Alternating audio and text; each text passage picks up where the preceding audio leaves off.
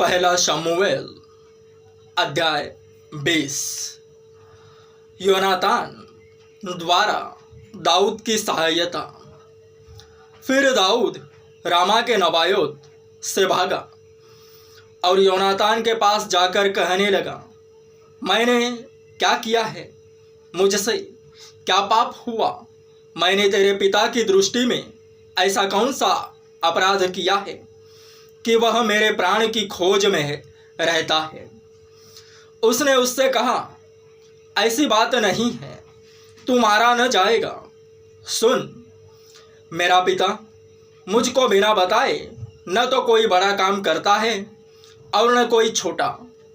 फिर वह ऐसी बात को मुझसे क्यों छिपाएगा? ऐसी कोई बात नहीं है। फिर दाऊद ने शपथ खाकर कहा, तेरा पिता निश्चय जानता है कि तेरे अनुग्रह की दृष्टि मुझ पर है, और वह सोचता होगा कि योनातान इस बात को न जानने पाए, ऐसा न हो कि वह खेदित हो जाए।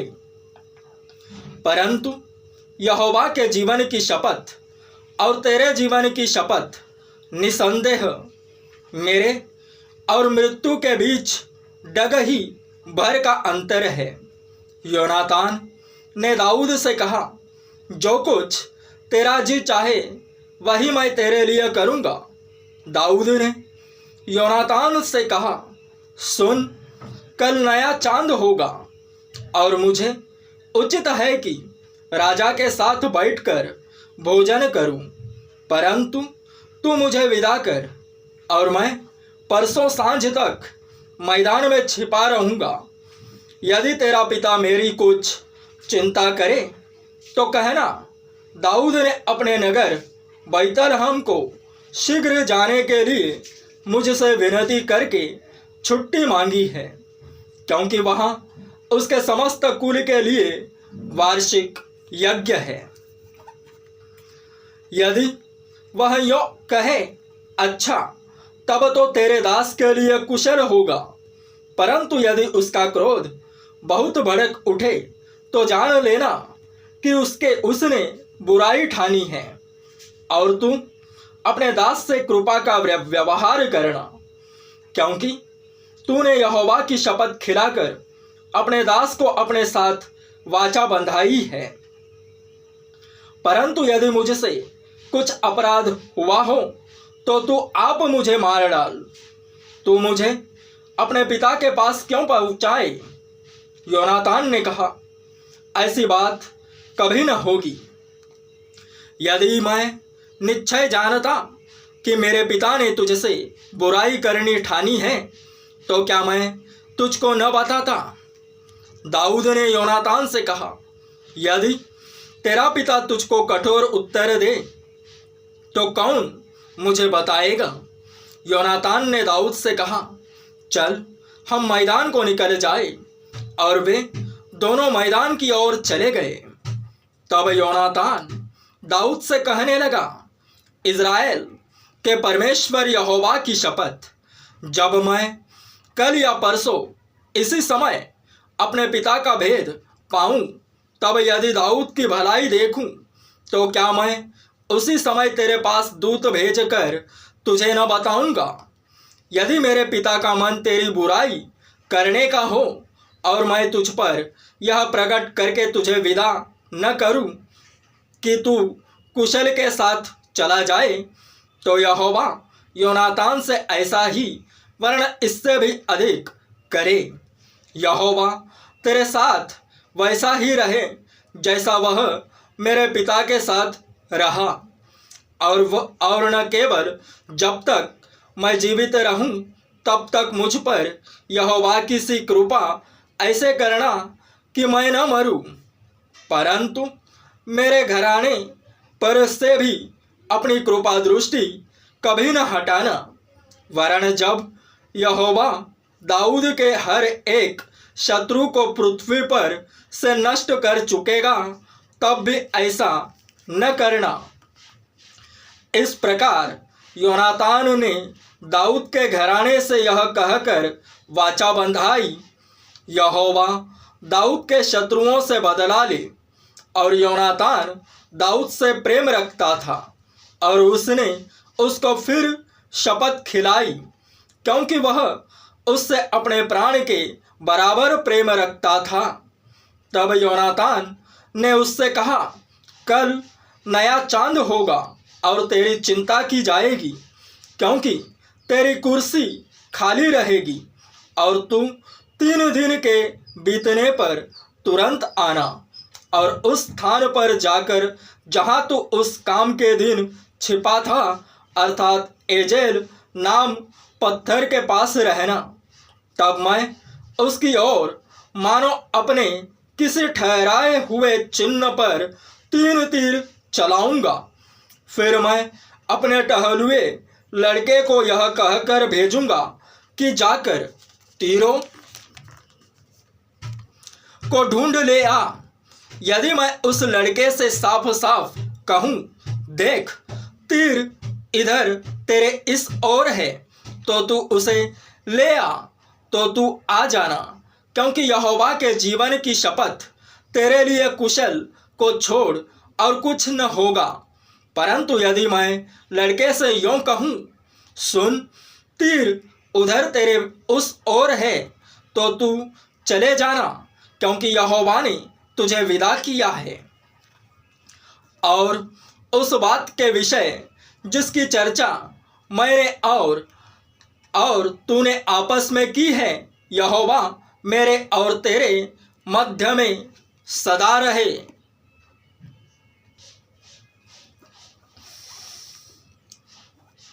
इसलिए दाऊद मैदान में जा छिपा और जब नया चांद हुआ तब राजा भोजन करने को बैठा। राजा तो पहले के समान अपने उस आसन पर बैठा जो भीत के पास था, और योनातान खड़ा हुआ और अब्नेर शाऊल के निकट बैठा, परंतु दाऊद का स्थान खाली रहा। उस दिन तो शाऊल यह सोचकर चुप रहा कि इसका कोई न कोई कारण होगा, वह अशुद्ध होगा, निसंदेह शुद्ध न होगा। फिर नए चांद के दूसरे दिन को दाऊद का स्थान खाली रहा। अतः शाऊल ने अपने पुत्र योनातान से पूछा, क्या कारण है कि यिशै का पुत्र न तो कल भोजन पर आया था और न आज ही आया है? योनातान ने शाऊल से कहा, दाऊद ने बैतलहम जाने के लिए मुझसे विनती करके छुट्टी मांगी और कहा, मुझे जाने दे, क्योंकि उस नगर में हमारे कुल का यज्ञ है और मेरे भाई ने मुझको वहां उपस्थित होने की आज्ञा दी है। और अब यदि मुझ पर तेरे अनुग्रह की दृष्टि हो तो मुझे जाने दे कि मैं अपने भाइयों से भेंट कर आऊं। इसी कारण वह राजा की मेज पर नहीं आया। तब शाऊल का कोप योनातान पर भड़क उठा और उसने उससे कहा, हे कुटिला राजद्रोही के पुत्र, क्या मैं नहीं जानता कि तेरा मन तो यिशै के पुत्र पर लगा है?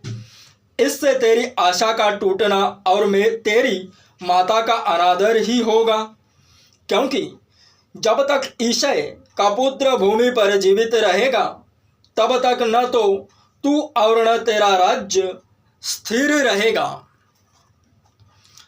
इसलिए अभी भेजकर उसे मेरे पास ला, क्योंकि निश्चय वह मार डाला जाएगा। योनातान ने अपने पिता शाऊल को उत्तर देकर उससे कहा, वह क्यों मारा जाए? उसने क्या किया है? तब शाऊल ने उसको मारने के लिए उस पर भाला चलाया। इससे योनातान ने जान लिया कि मेरे पिता ने दाऊद को मार डालना ठान लिया है। तब योनातान क्रोध से जलता हुआ मेज पर से उठ गया और महीने के दूसरे दिन को भोजन न किया, क्योंकि वह बहुत खेदित था, इसलिए कि उसके पिता ने दाऊद का अनादर किया था।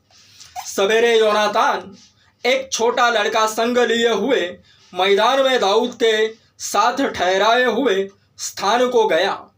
तब उसने उस लड़के से कहा, दौड़कर जो तीर मैं चलाऊं उन्हें ढूंढ लिया। लड़का दौड़ ही रहा था कि उसने एक तीर उसके परे चलाया।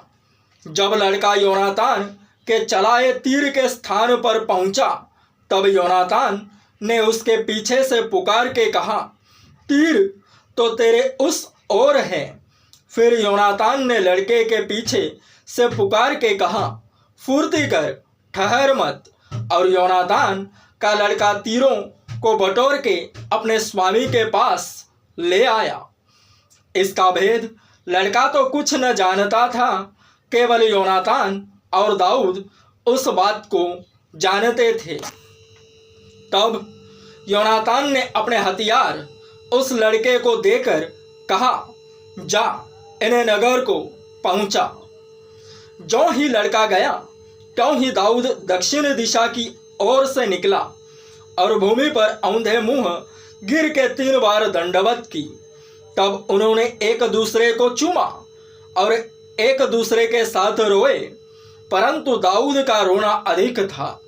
तब योनातान ने दाऊद से कहा, कुशल से चला जा, क्योंकि हम दोनों ने एक दूसरे से यह कह के यहोवा की नाम की शपथ खाई है कि यहोवा मेरे और तेरे मध्य और मेरे और तेरे वंश के मध्य में सदा रहे।